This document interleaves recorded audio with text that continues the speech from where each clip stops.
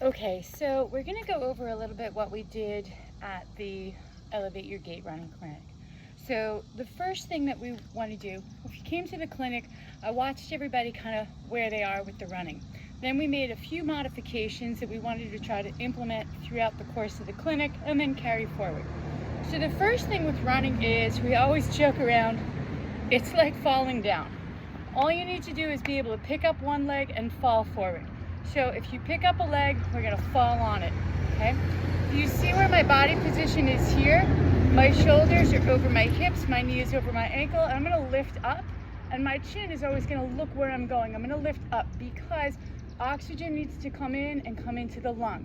A lot of times we get tired or this is the position, our head comes down. It's hard to get the oxygen up and then around down. So we're gonna lift your chest up, lead with your chest, and your chin is gonna be here. This is the position that you wanna be in when you are running, okay? So what we wanna do is to practice 10 on each side. You're just gonna lift and fall. Keep your chest up, right? So just lift and fall.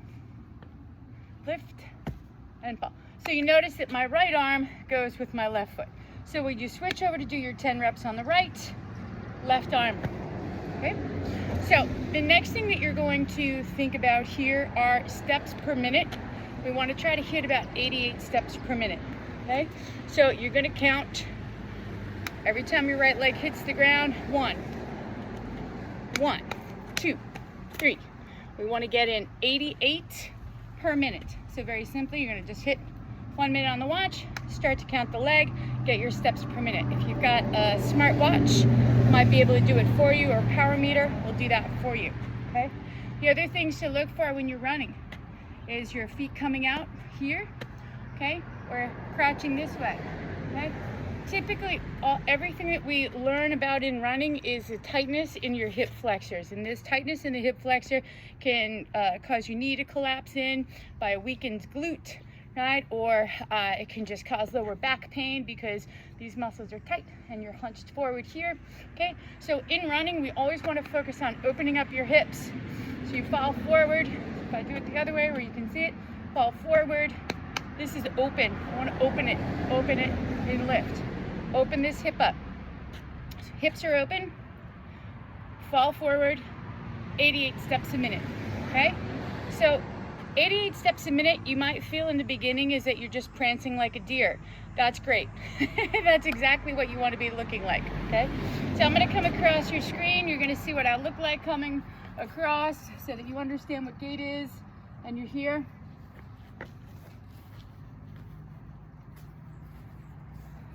Hopefully my gait looks all right.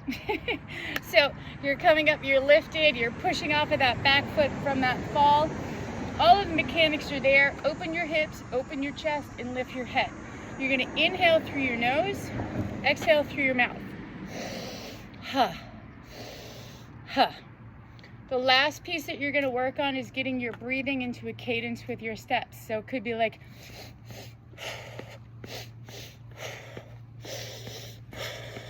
so inhale for 2 steps, exhale for 2 steps.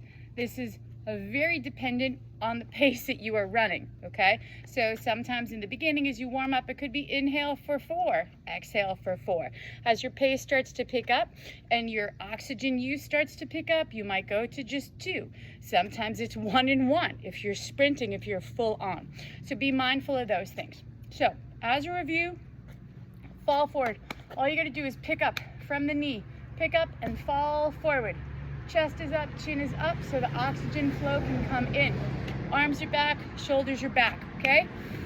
88 steps per minute, you're gonna focus on counting that out, okay?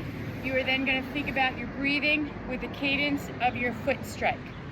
Do not so much worry about how your foot is landing, okay? We fix all of that through strength posture. There's very little that you can do in beginning running to change your foot strike without addressing your tightnesses and your weaknesses in the hip girdle. So those are the things that need to be addressed first. Open up your hip flexors, strengthen up your glutes. Once we have a solid base in those things, we can then address how your foot is striking. When you start to become more familiar with running, if you see that your pronating your foot this way. It's usually a glute weakness that allows for that to happen, okay? But once we get that strengthened up and your foot's still kind of used to doing it that way, then we can understand how to move your foot. But that's not where we start. We start from the center girdle up here and move down to the periphery, okay? Those are the sprinkles on the cake down there. All right, so what do we have? We have just falling forward, 88 steps a minute, matching your breathing with the cadence of your feet, okay? And then we're gonna open those hips, strengthen up those glutes in the gym, in the strength. We're gonna do some foam rolling to open up your quads. We'll do some bridges or deadlifts to strengthen up your glutes and hamstrings, give us a solid core and girdle, and then we can make some adjustments, all right? Up nice and tall. Any questions at all, drop a little message and we'll get some notes out to you.